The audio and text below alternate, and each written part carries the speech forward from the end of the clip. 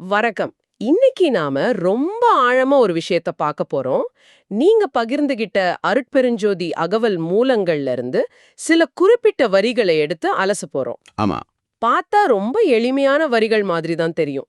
ஆனா அதுக்குள்ள ஒரு முழு ஆன்மீக பயணத்தோட வரைபடமே இருக்குன்னு தோணுது. நிச்சயமா.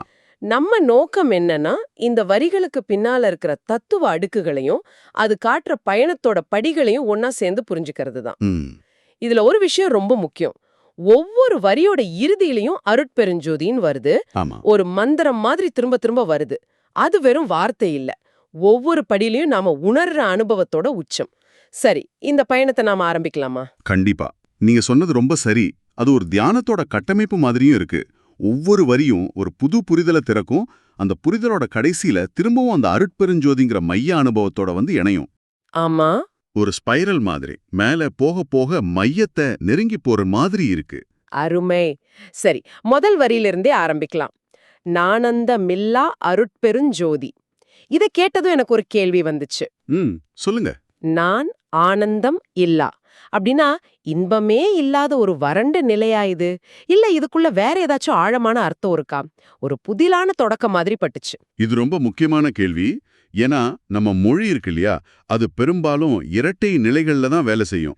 இரட்டை நிலைகளா? ஆமா. இன்பம்னா அதுக்கு எதிர்ச்சொல் துன்பம், வெளிச்சம்னா இருட்டு, அந்த மாதிரி. ஆனா இந்த வரி அந்த ரெண்டு நிலைகளையும் கடந்த ஒரு தளத்தை பத்தி பேச முயற்சி பண்ணுது. இங்க ஆனந்தம் இல்லான்னா நாம அனுபவிக்கிற தற்காலிக மகிழ்ச்சி இல்லாத நிலைன்னு எடுத்துக்கலாம். ஒரு நிமிஷம். இதை இன்னும் கொஞ்சம் விளக்க முடியுமா? தற்காலிக மகிழ்ச்சி இல்லாத நிலையா?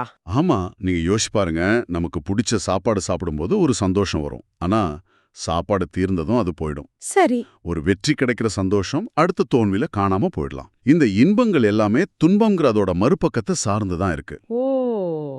ஆனா இந்த வரி சொல்றது இன்பம் துன்பம்ங்கிற அலைகளை கடந்த ஆழ்கடலோட அமைதி மாதிரி ஒரு நிலை. அந்த ஆழ்கடல் அமைதியா இருக்கிறதால அதுல சக்தியே இல்லைன்னு சொல்லிட முடியாது இல்லையா? முடியாது. ஆமா. அதுதான் உண்மையான நிரந்தரமான பேரின்பத்தோட மூலம். அது எந்த வெளி உலக சூழலையும் சார்ந்தில்லாத ஒரு தன்னிறைவான நிலை. ஓ, இப்ப புரியுது. இது ஒரு நாணயத்தோட தலை இல்ல பூ பத்தின விஷயம் இல்ல. நாணயத்தையே கடந்த ஒரு நிலைய பத்தினது. ரொம்ப அருமையான விளக்கம். ஆமா. சரி, இத மனசுல வச்சுக்கிட்டு அடுத்த வரிய பார்க்கும்போது ஒரு சுவாரஸ்யமான திருப்பம் வருது. ஆனந்தம் நல்கிய அருட்பெருஞ்சோதி. கடந்த ஒரு மூலம்னு புரிஞ்சுக்கிறோம். சரி. அடுத்ததா அந்த மூலத்திலிருந்து நாம ஆனந்தத்தை பெற முடியும்னு உணர்றோம். இது எப்படின்னா, சூரியன் தானாவே ஒளிமயமா இருக்கு. அது யார்கிட்டயும் ஒளி கேட்கறதில்ல. ஆனா அது பக்கத்துல போற நமக்கு அது ஒளியையும் வெப்பத்தையும் நல்குது இல்லையா? ஆமா, குடுக்குது. அது மாதிரி அந்த பேரின்ப நிலைங்கிறது எங்கேயோ தூரத்துல இருக்கிற ஒரு தத்துவம் மட்டும் இல்ல. அது நம்மளோட தொடர்பு கொள்ளக்கூடிய, நமக்குள்ளேயும் அந்த ஆனந்தத்தை உருவாக்கக்கூடிய ஒரு உயிரோட்டமான சக்தியா மாறுது. சரி. அப்போ அது ஒரு புறநிலை சக்தி மட்டும் இல்ல, நமக்குள்ளயும் தாக்கத்தை ஏற்படுத்துற அகநிலை அனுபவமும் கூட. அதுவே இலக்கு. அதே சமயம் அந்த இலக்கு அடையற வழியும் அதுவாவே இருக்கு. இதுதான் நீங்க சொல்ல வர்றீங்க. சரிதானே? மிகச்சரியா சொன்னீங்க. மிகச்சரியா சொன்னீங்க. பயணமும் அதுதான், சேரும் இடமும் அதுதான். இப்போதான் இந்த உரையாடல் ரொம்ப தனிப்பட்டதா மாறுது. ஒரு பிரபஞ்ச சக்தி எப்படி ஒரு தனிநபரோட இவ்வளவு நெருக்கமா உறவாட முடியுங்கிறத அடுத்த வரிகள் காட்டுது. நலம் பெற வெனக்கே அருட்பெருஞ்சோதி. ஆமா. இந்த வரியில வர்ற எனக்கேங்கிற வார்த்தை என்ன ரொம்ப ஈர்த்துது. எல்லோருடைய நலனுக்காகன்னு சொல்லாம, எனது நலனுக்காகவேன்னு சொல்றது, அந்த எல்லையற்ற சக்தி உங்களுக்காக ஒரு தனிப்பட்ட நண்பன் மாதிரி செயல்படுறதா காட்டுது. கரெக்ட். இது ஆன்மீக பயணத்துல ஒரு முக்கியமான மனநிலை மாற்றம். பிரபஞ்சம்ங்கிறது ஏதோ ஒரு பாரபட்சம் இல்லாத, உணர்ச்சியே இல்லாத விதின்னு நினைக்கிற நிலையிலிருந்து அது எனக்காக அக்கறை எடுத்துக்கிற ஒரு உயிரோட்டமான சக்தின்னு உணர்ற நிலை இது. ம். பெரிய தத்துவவார்த்த மொழியில சொல்லுன்னா, ம். பிரபஞ்சத்தோட ஒட்டுமொத்த பிரஜ்ஞானில ஒரு தனிப்பட்ட மனுஷனோட பிரஜ்ஞையோட இணையிற புள்ளி இது. ம். அந்த பிரம்மாண்டமான சக்தி உங்களோட நலன்ல தனிப்பட்ட அக்கறை காட்டுதுங்கிற உணர்வு தேடல்ல இருக்கிற ஒருத்தருக்கு எவ்வளோ பெரிய நம்பிக்கையை கொடுக்கும். உண்மைதான். இந்த நம்பிக்கையிலிருந்து தான் அடுத்த படிக்கு போக முடியும் போல. எண்ணிய வெண்ணியாங்க அருட்பெருஞ்சோதி. ஆமா. நினைச்சது நினைச்சபடியே முடிச்சு வைக்கிறது இது. இது இப்போ நாம பேசுற லா ஆஃப் அட்ராக்ஷன் இல்லனா மேனிஃபெஸ்டேஷன் மாதிரி இருக்கே.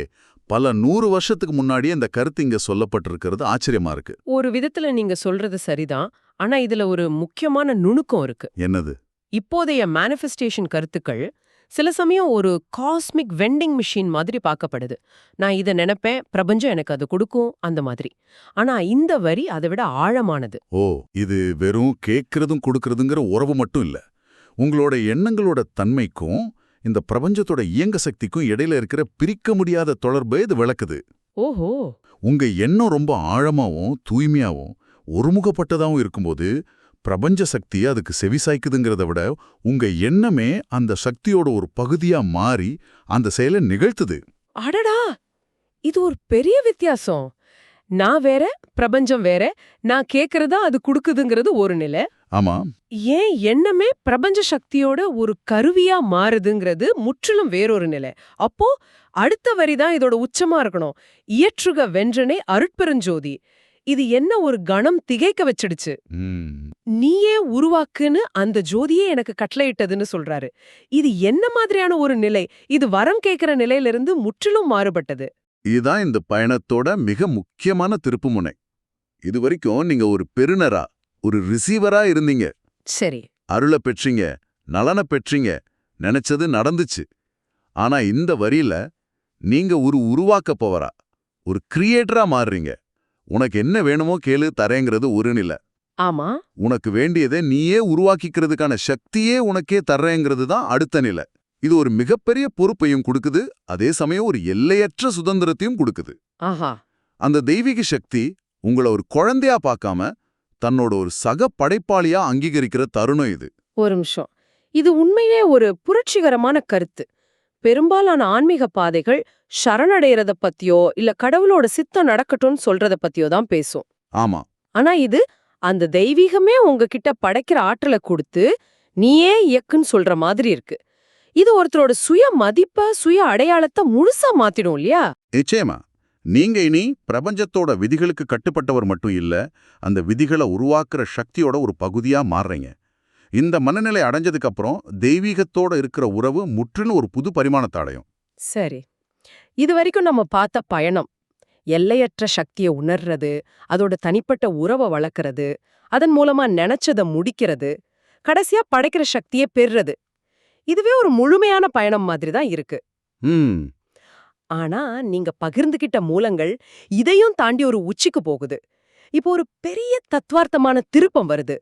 மேனை மெய்ப்பொருள் அருட்பெருஞ்சோதி, விலங்கினை மீயது அருட்பெருஞ்சோதி, அதுக்கப்புறம் ஆயினை என்ற அருட்பெருஞ்சோதி. ஆமா, இந்த வரிகள் நீயே அதுங்கிற அத்வைத கருத்தை நேரடியா சொல்லுது. இது எப்படி புரிஞ்சுக்கிறது? இதுதான் பயணத்தோட சிகரம். உபனிஷத்துகள் சொல்ற தத்துவம் அசி, நீ அதுவாக இருக்கிறாய்ங்கிற மகா வாக்கியத்தோட நேரடி அனுபவ பிரகடனம் இது. ஓ. இதுவரைக்கும் அருட்பெருஞ்சோதிங்கிறது உங்களுக்கு உதவி செஞ்ச, உங்களுக்கு சக்தி கொடுத்த ஒரு தனிப்பட்ட சத்தையா இருந்துச்சு. உங்களுக்கும் அதுக்கும் நடுவுல ஒரு மெல்லிய திரை இருந்துச்சு. இந்த வரிகள் அந்த திரையை கிழிக்குது. சரி. மேயினை மெய்ப்பொருள்னா நீ அந்த உண்மையான பொருளோட இரண்டரை கலந்துட்ட. விலங்கினை நீயதுன்னா நீல அந்த பரம்பொருளுங்கிற உண்மை இப்போ உனக்கு உள்ளங்கை நெல்லிக்கடி மாதிரி தெளிவா விளங்கிடுச்சு. அப்போ வணங்கப்படுற தெய்வம் வேற, வணங்குற நான் வேற அங்கிற அந்த இரட்டை நிலை, அந்த டியூவாலிட்டி முழுசா மறைஞ்சிருது. கரெக்ட். ஆனா ஆயினை என்று அருட்பெருஞ்சோதிங்கிற வரி இன்னும் ஆழமா இருக்கே. நீ ஆகிவிட்டாய்ன்னு அந்த அருட்பெருஞ்சோதியை சொன்ன மாதிரி எடுத்துக்கலாமா? மிகச்சரியா சொன்னீங்க. அதுதான் அந்த அனுபவத்தோட முத்திரை. அது ஒரு அறிவுறுத்தல் இல்ல, அது ஒரு உறுதிப்படுத்தல், ஒரு பிரகடனம். பிரகடனமா? ஆமா. நீ அந்த நிலையை அடைஞ்சிட்டன்னு அந்த அருட்பெருஞ்சோதிங்கிற உங்க உள்ளுணர்வே உங்களுக்கு சாட்சி சொல்லுது. ஆயினைங்கிற சொல் அந்த மாற்றம் நடந்து முடிஞ்சிடுச்சு, அது இனிமே மாறாதுங்கிறத குறிக்குது. தேடல் முடிஞ்சிடுச்சு, தேடுபவன் தேடப்பட்ட பொருளாகவே மாறிட்டான். இது வெறும் தத்துவறிவில்ல, இது ஒரு நிரந்தரமான உயிருள்ள அனுபவமா மாறின நிலை. இது மனசால புரிஞ்சுக்கவே கஷ்டமா இருக்கே. ஏன்னா நம்ம அடையாளம், நம்ம நான்கிறது நம்ம உடல், எண்ணங்கள், உணர்ச்சிகளை சார்ந்தது. ஆமா. அந்த நான் கரைஞ்சு பிரபஞ்ச சக்தியோட ஒன்னாகிற அனுபவத்தை வார்த்தைகளால விவரிக்கிறது ரொம்ப கஷ்டம். இந்த நிலையை அடைஞ்சதுக்கு அப்புறம் உலகத்தை பாக்குற பார்வை எப்படி இருக்கும்? அதுதான் பயணத்தோட அழகு. அந்த நிலையை அடைஞ்சதுக்கு அப்புறம் அந்த அனுபவம் எப்படிப்பட்டதுன்னு விளக்க தான் கடைசி வரிகள் வருது. ஓ. இவ்வளவு பெரிய தத்துவ உச்சிக்கு போனதுக்கு அப்புறம் அந்த அனுபவம் வறட்சியாகவோ அறிவுபூர்வமாகவோ இல்லைங்கிறது இந்த வரிகள் காட்டுது. ஆமா. எண்ணீர் செழுந்தேன் அருட்பெருஞ்சோதி இனியதில் லமுதென அருட்பெருஞ்சோதி தேன், அமுதம் மாதிரி ரொம்ப உணர்வுபூர்வமான சுவைக்கக்கூடிய ஊமைகள் இங்க பயன்படுத்தப்பட்டிருக்கு. ஏன் ஒரு தத்துவ உண்மையை விளக்க சுவையை ஏன் உதாரணமா காட்டணும்? ஏன்னா ஆன்மீகத்தோட உச்சகட்ட அனுபவங்கிறது அறிவைத் தாண்டினது. அது ஒரு உணர்வு, ஒரு சுவை. ஓ, ஒரு சுவையா? ஆமா, ஒரு விஷயத்த மூளையால புரிஞ்சுக்கிறது வேற, அதை நாக்கால சுவைக்கிறது வேற இல்லையா? தேனோட இனிமைய 1000 புத்தகம் படிச்சாலும் முழுசா உணர முடியாது. ஒரு துளி நாக்குல பட்டா போதும் முழுசா விளங்கிடும். கரெக்ட். அது மாதிரி நானே பிரம்மம்ங்கிற அத்வைத உண்மை ஒரு வறண்ட தத்துவமா இல்லாம அது தேன் மாதிரியும் தெல்லிய அமுதம் மாதிரியும் எல்லையற்ற இனிமை கொண்ட ஒரு அனுபவம்னு இந்த வரிகள் காட்டுது. அது ஒரு சென்சரி ஃப்ளட், அறிவை மீறின ஒரு ஆனந்த பெருக்கு. அருமை. அப்போ ஆன்மீக பயணம்ங்கிறது கஷ்டப்பட்டு மலையேற மாதிரி இல்லாம ஒரு பழத்தோட்டத்துக்குள்ள நடந்து போற மாதிரி ஒவ்வொரு அடியும் இனிமையானதா இருக்கணும்னு சொல்றீங்களா? ஆமா. அதுதான் அன்னித்தினிக்கும் அருட்பெருஞ்சோதிங்கிற வரி குறிக்குதா? அதாவது நெருங்க நெருங்க இனிக்குங்கிறது. அதுதான். ஒரு சிக்கலான இசைய கத்துக்கிற மாதிரி இதை நீங்க கற்பனை பண்ணிக்கலாம். ஆரம்பத்துல பயிற்சி பண்றது கஷ்டமா இருக்கலாம். ஆனா நீங்க அந்த இசையில தேர்ச்சி அடைய அடைய அந்த இசையை வாசிக்கிற செயல்லையே ஒரு பேரானந்தம் கிடைக்கும். ஆமா, அது உண்மைதான். கடைசியில நடக்க போற கச்சேரிக்காக மட்டும் நீங்க வாசிக்க மாட்டீங்க. வாசிக்கிற ஒவ்வொரு நொடியும் உங்களுக்கு இனிமையா இருக்கும். அது மாதிரி இந்த ஆன்மீக பயணத்துல இலக்க அடைஞ்சதுக்கு அப்புறம் தான் இன்பம்னு இல்லாம இலக்க நோக்கிய ஒவ்வொரு படியும், ஒவ்வொரு புரிதலும், ஒவ்வொரு உணர்தலும் இனிமையானது. ஓஹோ. நீங்க அந்த அருட்பெருஞ்சோதியை நெருங்க நெருங்க அதோட சுவை அதிகமாயிட்டே போகும். தேடல் ஒரு சுமை இல்ல, அதுவே ஒரு கொண்டாட்டங்கிறது இந்த வரிகள் ரொம்ப அழகா உணர்த்துது. இன்னைக்கு நாம செஞ்ச இந்த ஆழமான அலசல்ல அருட்பெருஞ்சோதிங்கிறது வெறும் ஒளி மட்டும் இல்ல, அது எல்லையற்ற ஆனந்தத்தோட மூலமாகவும் நம்ம தனிப்பட்ட நலன்ல அக்கறை காட்டுற ஒரு நெருங்கிய சக்தியாகவும் நம்ம நினைச்சதை முடிக்கிற பிரபஞ்ச ஆற்றலாகவும் எப்படி பார்க்கப்படுதுன்னு புரிஞ்சுக்கிட்டோம். மிகச்சரியா சொன்னீங்க. மேலும் அது ஒரு வெளிப்புற சக்திங்கிற நிலையில ஆரம்பிச்சு நமக்குள்ளேயே படைக்கிற ஆற்றலை தந்து கடைசியில நீயே அதுங்கிற அத்வைத்த உண்மையை உணர்த்தி அந்த உச்சகட்ட அனுபவம் தேன் மற்றும் அமுத மாதிரி எவ்வளவு சுவைமிக்கதுங்கிறதையும் இந்த சில வரிகள் ஒரு முழுமையான ஆன்மீக பயணத்தோட வரைபடத்தை போல அழகா படம் பிடிச்சு காட்டுது. ஆமா, இது வெறும் நம்பிக்கைகளோட தொகுப்பில்ல, இது ஒரு அனுபவத்தோட படிப்படியான வளர்ச்சி. இந்த ஆய்வு ஒரு முக்கியமான சிந்தனையை தூண்டுது. எண்ணிய வெண்ணியாங்கு அருட்பெருஞ்சோதிங்கிற வரி நம்ம எண்ணங்கள் பிரபஞ்ச சக்தியால நிறைவேற்றப்படும்னு சொல்லுது. தன்மையையும் அதோட வலிமையையும் அதோட தூய்மையையும் அப்படியே நமக்கு திருப்பி காட்டுற ஒரு பிரபஞ்ச கண்ணாடியா இருக்குமோ? நாம எதை ஆழமா உண்மையா நம்புறோமோ அதுவாவே நம்மளோட யதார்த்தம் மாறுதுங்கிறத தான் இந்த வரிகள் உணர்த்துதா? இதை நீங்க ஆழமா சிந்திக்க வேண்டிய ஒரு விஷயம்.